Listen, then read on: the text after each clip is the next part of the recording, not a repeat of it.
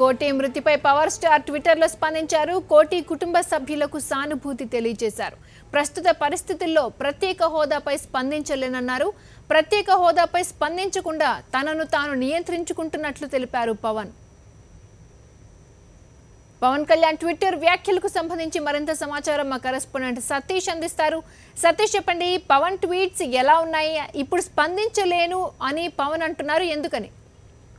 కానీ చాలా ఆశ్చర్యకరంగా పవన్ కళ్యాణ్ రియాక్ట్ అయ్యారని చెప్పొచ్చు. ఎందుకంటే గత వారం 10 రోజులుగా ఆంధ్రప్రదేశ్ లో ప్రత్యేక హోదా కోసం జరుగుతున్న పోరాటాలు, ఉద్యమాలు నిన్న ఒక ఆత్మాహుతి చేసుకున్న పరిస్థితి. మునికోటి ప్రత్యేక హోదా కోసం ఆత్మత్యాగం చేసిన పరిస్థితి ఉంది.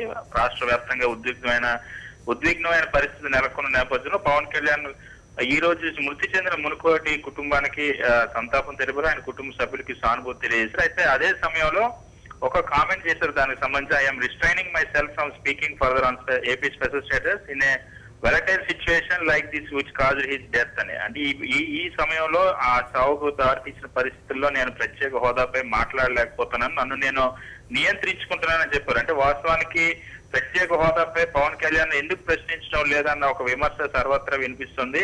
ఎందుకంటే అన్ని రాజకీయ పక్షాలు ఈ అంశాలపైన పోరాటం చేస్తున్నాయి. ప్రధాన ప్రతిపక్షం ప్రతిపక్ష నేత వైఎస్ జగన్మోహన్ రెడ్డి ఢిల్లీలో ధర్నా చేస్తున్నారు.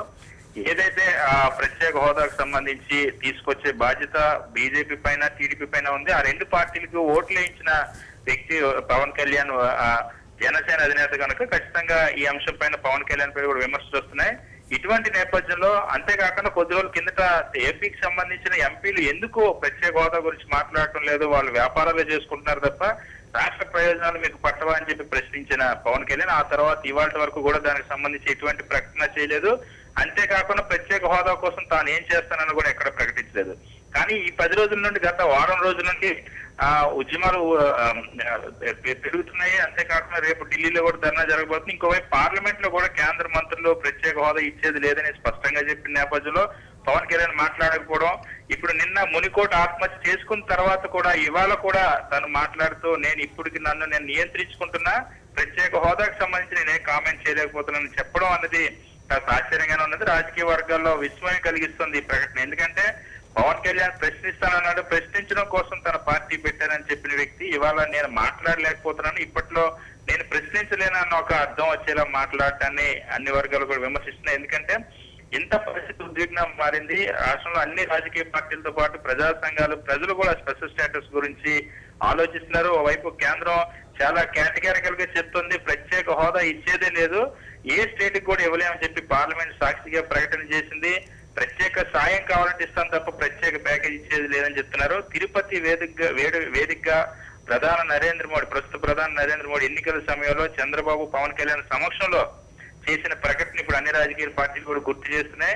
ఆ నేపథ్యంలో నిన్న తిరుపతిలో కాంగ్రెస్ పార్టీ సభ పెట్టింది. అదే సభలో నిన్న మునికోటి మృతి చెందారు. అటువంటి పరిస్థితులు ఉన్నప్పుడు ఆ రోజు హామీ ఇచ్చినటువంటి వ్యక్తులు ఒకరైన పవన్ కళ్యాణ్ ఇవాళ స్పెషల్ స్టేటస్ పై నేను మాట్లాడలేను, ఇప్పట్లో నేను స్పందించలేని ఇప్పుడున్న పరిస్థితుల్లో అని చెప్పేసి కామెంట్ చేయడం అన్నది ఇప్పుడు విమర్శలకు దారితీస్తుంది.